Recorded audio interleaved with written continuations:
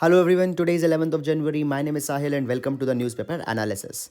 Now guys, first of all, let's have a quote for today's GS fodder. So today we will be taking a quote from the Rabindranath Tagore, an ingenious polymath and the winner of a Nobel Prize in Literature. He says, I slept and I dreamt that life was joy. I awoke and saw that life was service. I acted and behold, service was joy. Now, guys, this particular quote is having a philosophical symbolism. It says that when I was sleeping, it means the moment I was ignorant, I felt that enjoying the life is the ultimate purpose. The life is in itself a joy. But when I awoke, awakeness here means a kind of an enlightenment. So when I got enlightened, I saw that life is just to serve the people or just to serve the humanity for a bigger cause. And when I acted, it means that when I implemented such enlightenment into my life, I realized that itself service is the biggest kind of joy that a person can have. Now guys, yesterday the UPSC Civil Services held its exam onto the GS paper number 4, and in GS paper number 4 there was a quote which was saying that Mahatma Gandhi ji said that the best way to find yourself is to lose yourself in the service of others. Now guys, this particular quote also corresponds to that particular thinking line only. When we do the service, by doing the service, we find the utility of the selflessness, which in turn facilitates the realization of one's true self. Guys, this particular quote can be utilized into the GS paper number 4 as well as into the paper onto the essay. So guys, that's it. And now let's take the today's newspaper analysis. Now guys, this particular article has been taken from the Indian Express newspaper, the web version of the Indian Express. And here we will be discussing the idea of the K-shaped economic recovery, which has now been days into the news. Now, what does this K-shaped economic recovery means? Guys, please focus onto this particular graph that I have made. Now here you can see that during the time when the COVID-19 pandemic was not there, then the demand was basically it was going up or it was not declining. Basically, why? Because see, this black line represents the demand which was created by the lower income households, while this red line depicts the demand that was created by the high income households. Now, so this was the status of the demand. Then guys, when the lockdown started, there was a kind of a phase of economic recession came, because simply the shops were closed, people were confined into their houses, and at that point of time the demand came down because both the high income households and the low income households were not able to consume. Now guys, as unlock started, what has happened? The aggregate demand is going up, but the demand is not going up by all the sectors.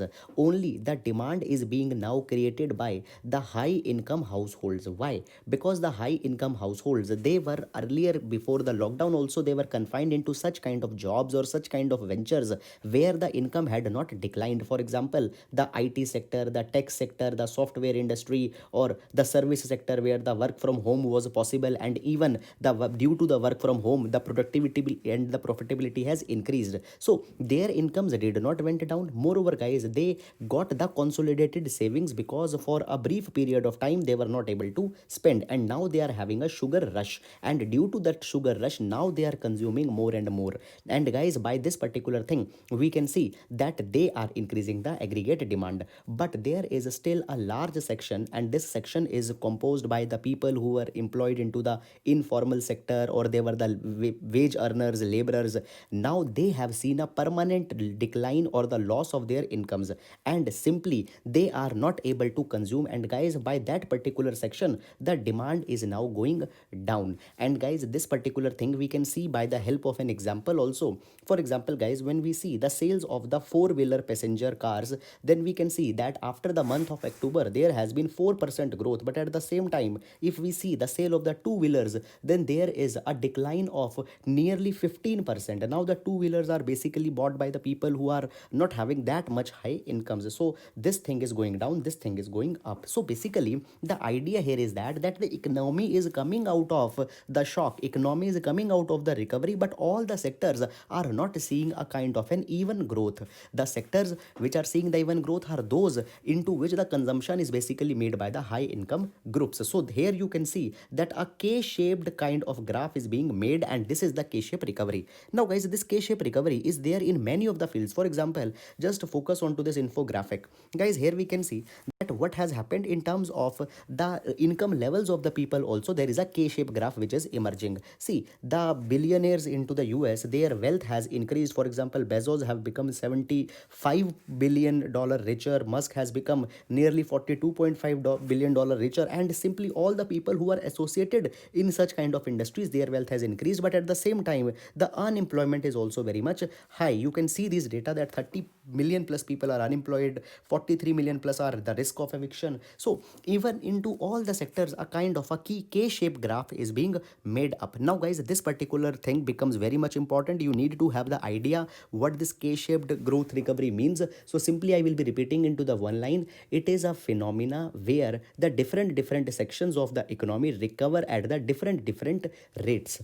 So that's all about this particular article, guys. Please keep it in mind. Very important for our GS paper number 3 economy, as well as into the prelims also. Nowadays, a kind of opinion based questions are coming where they are asking the core economy kind of terminologies. So there also it can be important. So that's it. And now we'll be moving to the next article. Now guys, this particular article has been taken from the Business Standard newspaper, and we can utilize this article under the GS paper number 3 under the topic of agricultural reforms, where we suggest that the precision agriculture or the agriculture based on to the technology is the need of our. So there we can use. Now here the references will be seen. Now see guys, today if we talk about the agriculture, a very big problem is the overwatering of the agricultural fields. And why it is a problem, guys? Number one, it leads to the water wastage, and we can see that today there is so much severe water stress that is coming into the India. Even guys, into the composite water index that was prepared by the Niti Aayog, it was seen that the water stress in India is increasing. So guys, water wastage is a very big problem. But apart from that, there are other issues also. For example, when the excessive water is applied to the fields, the nutrients such as nitrogen, they leach out into the water table much below than the roots of the plant, and then the plant is deprived of the much needed nutrients. Then guys, it also assists the growth of the weeds, and as these weeds grow, they compete with the plant for the nutrition and all such kind of things. Then guys, the plant is also at a risk of getting infested by various fungal and bacterial diseases also when much of the water above the threshold will be applied. And then guys, the major problem that comes, it is the problem of the salinization of the land. So when much of the water is applied, after a few while the water will automatically be coming up via the capillary action, and many a times when this capillary action will be aggressive, what will be happening, it will be bringing the much important nutrient onto the soil surface. It will create a layer of the salt, and that the fertility of the land will be reduced. So therefore, overwatering of the field is a very big problem into the agriculture. Now guys, such problem can be solved by applying the Internet of Things enabled sensors, and they can supervise the fields and can stop this particular phenomena. Now guys, here we can take a reference of one such agri-tech startup which is offering such kind of service, and we can give its example as a reference in our GS paper number 3. So here we can take the example of the Fasal, which is an agri-tech startup, and what it does, it equips the fields with the sensors, and these sensors, they capture the real-time data onto the conditions into the farm, such as the information with respect to the rainfall, wind speed, the direction of the wind, solar intensity, microclimatic factors all also factored in, such as what is the temperature, what is the humidity, leaf wetness, and other subsoil parameters are captured. Guys, there are 12 sensor basically which gives such kind of real-time information to the farmer onto the corresponding mobile app, that is the Fasal mobile app, which he needs to install. Now guys, it has been provided that farmers can buy this particular subscription, and if for the majority of the month they will be maintaining the adequate level of water into their field, entire subscription money is also refunded back by this startup Fasal. Now this particular thing is empowering the farmers with respect to taking the action with respect to maintenance of water, and many farmers such as the farmers into the Maharashtra, they have used this particular technology, and they had seen that their productivity of grapes has increased, the size of the grapes as well as the quality of grapes have also been improved. So guys, we can see that in India so many of the losses into the agriculture are happening because of the unsustainable management of the farms, and there such kind of agri-tech startups can be very much helpful. Then guys, one more example of such agri-tech startup has been given, and that is that is the Arya Agritech startup. Now guys, today if we see, the farmers are facing a problem that they don't have the proper storage, and because of not having the proper storage, every year more than 130 billion worth of food grains are spoiled, and the farmers face the decline into their income. So what the Arya Tech startup is doing, they are offering the storage warehouses management and the embedded finance, that if the farmer are storing their grains, they can get the money for that thing also, so that they can use that particular money to sow the crop for the upcoming season. They can buy the various equipments by that particular thing. And then guys, further, this particular warehousing facility, it also links the agricultural producers and buyers across India through the digital collaboration. And here we can see that the marketability of the agricultural product can also be improved. So guys, basically when we are talking about the increasing the farmers income, now the target for 2024 has been taken. So how that income will be increased? It will be increased by the precision based agriculture that is to be needed in India. And these are some of the startups, and you can quote their examples. So guys, that's all into this particular direction, and now we will be taking up the next article. Now guys, this particular article has been taken from the Hindu newspaper, and here we can see that the suggestions are being made with respect to the electric mobility in India, that the India has now anticipated to go into. Now first of all, when we talk about the electric mobility, it has the large number of advantages. For example, it will be good for the environment.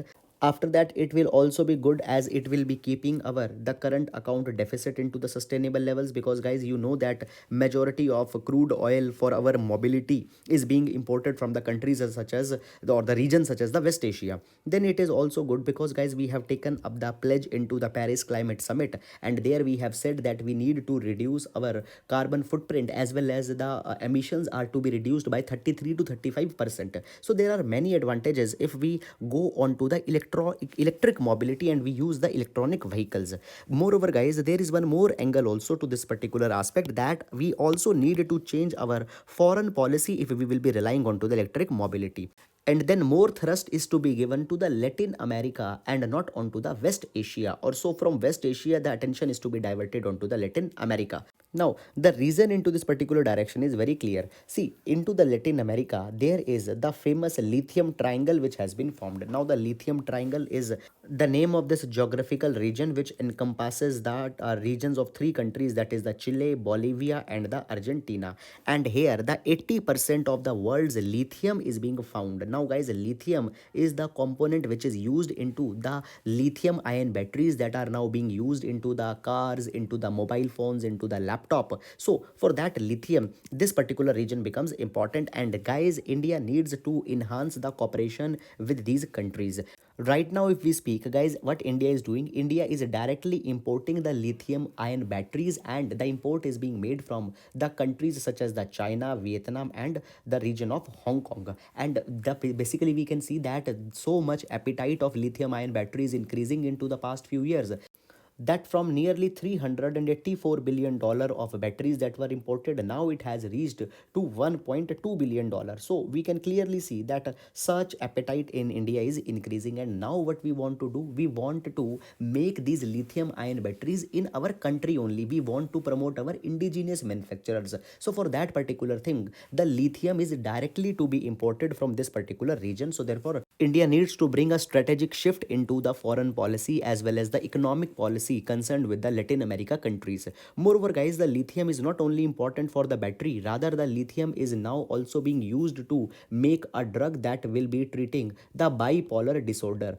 And therefore, the lithium will be becoming even more important metal into the times to come. Guys, see, even government has started to push the electric mobility into India. You might have heard the name of the FAME scheme that the government has started up earlier. The FAME stands for faster adoption and manufacturing of hybrid and electric vehicles. Now, the FAME scheme has entered into its phase 2. And as a part of a phase 2, government has decided to give the support of $1.3 billion to promote the e-public transport mobility. The basically mobility via trucks, electronic buses, three-wheelers, four-wheelers will be promoted here by the year 2022. Moreover, guys, government has also announced to give the support of $135 million to develop the charging infrastructure into country. Then guys, even recently the Niti Aayog had suggested that additional $4.6 billion subsidy needs to be given to the India's indigenous battery makers so that they can enhance their capabilities. So guys, clearly a serious funding is being devoted to the adoption of the electronic mobility. So therefore guys, into the times to come, the procurement of the lithium will be becoming even more important. Guys, even India is having a kind of a vision that by 2030, the 30% of the vehicles that are plying onto the road, they need to be electric vehicles. So into all this particular direction, now a new strategic shift towards the Latin is to be made. So guys, that's all about this particular article. I hope you have understood it, and now we will be moving to the next article. Now, guys, this particular article has been taken from the Hindu newspaper, and it is making a kind of an analysis of the recent Reserve Bank of India's expansionary monetary policy. Now, guys, the expansionary monetary policy is a kind of a phenomena where the Reserve Bank of India keeps the repo rate low so that the credit becomes cheaper, and by that particular thing, more and more liquidity goes into the market. When, guys, the credit will be relatively cheap, more liquidity will be there. People will be using that particular money for their consumption. They will be using that particular money to enhance their production capacity and all such kind of things. And into the meanwhile, the economy will be coming out of the recession. Now it has been said that whenever the government is going with the expansionary policy, some of the inflation automatically comes into the economy, because when there will be more liquidity, people will simply pay more money for basic goods and even for the services. And then guys, secondly, it is said that if automatically inflation is coming, then in order to control inflation, the government needs to go reverse to the expansionary policy. That is a tight policy is to be taken up. Now guys, what is the present phenomena? Present phenomena is this, that economic growth is to be made, and at the same time inflation is also there. Now the Reserve Bank of India can focus on one thing. Either they can focus on bringing the recovery, and if recovery is to be focused, the expansionary monetary policy is to be taken up. However, there is another thing also, that is inflation. Now for inflation, there is an opposite monetary policy is to be taken. So what a kind of a trade-off has anyhow to be made. What Reserve Bank of India decided? Reserve Bank of India decided to go for enhancing the aggregate demand, and therefore the expansionary monetary policy is there, and continuously inflation is increasing. Now it has been said that okay, for some time it was justified, but now anyhow the Reserve Bank of India has to backtrack from such expansionary policy, and this particular thing will be going to be very much complicated. Therefore, Reserve Bank India is in a dilemma, and it needs to take up the deliberation from the different stakeholders that how RBI should move into the times to come. See, into this particular direction, we can see that recently Monetary Policy Committee had said this thing, that right now we are focusing more on to in bringing the economy out of recession, and we are focusing on to the expansionary monetary policy, and inflation will automatically be reduced into the times to come. Why? Because a major part of inflation is also because of the supply side bottlenecks. Now the lockdown was there, and simply the transportation etc was stopped, and because of that the shortage is there, and therefore the inflation is increasing. But now as the supply chain will be restoring back, the inflation will come down. But this particular argument cannot be 100% correct. Why? Because guys, if we see today, the industries, they are still into a kind of a shock, and they are making up the losses that has been incurred into the past few days. And for that particular thing also, the suppliers are keeping the prices high. Moreover, see, as the prices of the raw material has increased, the input cost has increased, and as input cost has increased, the final product is increased. Now this particular loop will be endlessly be going on, and by that particular thing also we can say that the inflation will continuously be staying high, and Reserve Bank of India's too much faith that automatically it will be coming down, it is not a very easy task, and therefore Reserve Bank of India needs to be very much considerate into this particular direction. Apart from this, guys, there are other dilemmas also. For example, the people who had saved their money into the bank accounts, they are seeing that there are constantly low interest rates onto the savings, and at the same time even the inflation is going high. So therefore the ultimate value of their money is eroding, and if this particular trend will be continuing, the people will not save the money into the bank accounts. They will be withdrawing money back and will be parking it at somewhere else. So this particular kind of dilemma is also needed to be resolved by the RBI. Then guys, there are other challenges also. For example, if there is some different kind of response given by the global economy, then there will also be a panic into the Indian economy. For example, in 2013, the USA's Federal Reserve declared that they are going for the tapering. Now the tapering means that to reduce the money that the a country is infusing into economy. See guys, you know that in 2008 there was a global financial recession came, and because of this global financial recession, the impact was there onto the America. And after 2008, America started the quantitative easing. Now quantitative easing means that the Federal Reserve of the America, it was buying the bonds, and in return it was giving the money, and by this particular thing the supply of money into economy increased. Guys, in 2013 they said that such a bond buying program will be coming to an end, and slowly it will be reduced. It means that tapering. Now when this tapering was announced, there were large number of people who had invested money into India, the American investors. They out of panic withdrawn a large number of some amount from India, and they went back to USA. So such kind of global events could also be there, and India needs to be prepared. Particularly RBI needs to be prepared into this particular direction. Fourthly, guys, see what has happened into the past few months. We have seen that India is having a surplus capital account, and this surplus capital account has appreciated the rupees terms. Now guys, if India wants to export more and more, rupee needs not to be overvalued. It needs to be at the lower level. But current account surplus, it is improving the value of the rupee. Now this particular thing also needed to be kept into the mind by the RBI. So guys, there are so many of the dilemmas which are going on, and RBI needs to find a definitive way as how to deal with it, and much of the deliberation, consultation, brainstorming is to be done into this particular direction. So a suggestion has been made that beforehand RBI needs to brainstorm such kind of issues. So guys, that's all about this particular article. I hope you have understood it, and now we will be moving to the next article. Now, guys, this particular article is talking about the recent fire that broke out into one of the district general hospital into the Bhandara in Maharashtra, and it is talking that government needs to think more onto the safety of such public places. Now, guys, this particular topic will be important in our GS paper number 3 under the topic of the disaster management. So guys, recently what had happened, a massive fire broke out into the Maharashtra, and there were tragic fatalities involving the fatalities of the newborn children also. Now guys, this is not first time that such a massive fire has broke into the hospital. Guys, into the last year also there were the fires into the COVID-19 facilities in Vijayawada and Ahmedabad, and there were also the several casualties. Now guys, into this particular circumstance, a kind of a question mark is being raised onto the upkeep of the hospitals, there the presence of the faulty electronic equipments into the hospitals, which basically fuel such kind of fires. Now when we talk about the hospital fires, guys, many a times these fires broke particularly into the ICU units. Why? The reason is simply this, that guys, here the high oxygen concentration is found particularly into the oxygen cylinders which are placed there, and always you know that the oxygen aids the fire. So even if there will be a little bit of ignition which can be caused, because there are also the electronic motors equipments which are placed, so even if a little bit ignition is there, that will be fueled by the high oxygen concentration, and then it will be sustained by the plastic components which are present into the ICU units. So guys, therefore it has been said that even a very stringent regular audit is needed to be made into the hospitals from time to time, so that there is no lapse which might lead to the fire into ICU units.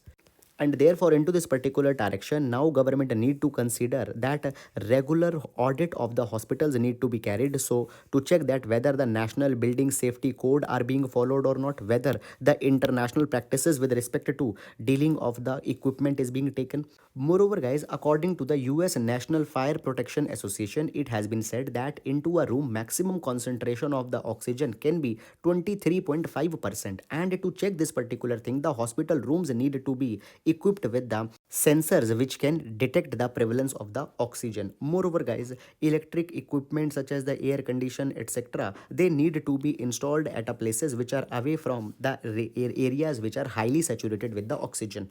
and even government needs to work onto the stringent quality standards for the electronic equipments that are being used into the hospitals, so that any such lapse don't happen into the future. So guys, these are some of the components, particularly with respect to the fires into the hospitals. Please keep these particular things into your mind and put it into the questions if a question onto the disaster management, particularly the industrial disasters or the hospital disasters come. So that's all about this particular article, and now guys, we will be moving to the next article.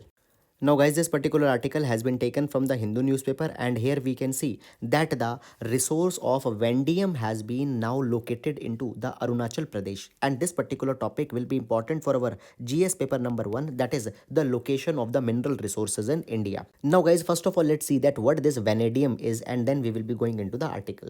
So the vanadium is a metal which is used for strengthening of the steel and the titanium. India is actually a major consumer of the vanadium, and in 2017 the 4% of the global vanadium was consumed into India. But guys, India is not actually a producer of the vanadium, and China is one of the major producer, and it produces 57% of the vanadium of the world. Now guys, the Geological Survey of India had concluded that the reserves of the vanadium are available into the Arunachal Pradesh into the Paleoproterozoic carbonaceous phyllite rocks, which is situated into the Depo and Tamang into the Arunachal Pradesh. Now guys, by this particular discovery, India will not be dependent onto the other countries for the supply of the vanadium. Now guys, right now the vanadium is being imported. Moreover, some quantities also being produced by a particular process. See guys, what we do, the recovery of the vanadium can be made as a byproduct which is collected from the slag after the processing of the iron ore. So into this particular way, a very little amount of vanadium can be procured, but therefore now the discovery of such reserves into the Arunachal Pradesh had opened up many of the strategic aspects for the India's mineralogy. So guys, this is all about this particular article. I hope that you have understood it, and now we will be moving to the next article. Now guys, this article has been taken from the Hindu, and here we can see a brief update with respect to the affairs of the West Asia. So guys, here onto the map you can see that there are two countries, one is Qatar and other is the Saudi Arabia, and they are having a land boundary. Now this land boundary was earlier open between the two countries, and the people can transit from one country to another country. But guys, what happened in 2017, such land boundary was closed by the Saudi Arabia because of the two charges that were levied. It was said that the Qatar, it is too much close to the Iran, and Iran was seen as a kind of a irritant into the region. And secondly, it was said that the Qatar is supporting some of the radical Islamic groups into the region, which are having the security implication towards the Saudi Arabia. So therefore the boundary was closed between the two countries. But guys, recently what has happened, the Saudi Arabia had decided into the recent Gulf Cooperation Council meet that they will be opening up their border with the Qatar, and now this border has finally been opened up and people are now transiting. Now guys, the border between them two, it is called as the Salwa border. And guys, here there is also a very famous Salwa canal also which is going on. So if a question comes that Salwa canal is located between which two countries, so Qatar and Saudi Arabia will be the answer. So guys, that's it here, and please keep it into your mind. So that's all for the today's newspaper analysis guys. I hope that you are able to understand the articles and you are finding this initiative worthwhile. Guys, please do like our video and please do spread our initiative if you find it to be worthwhile. So that's it for today. Thank you so much.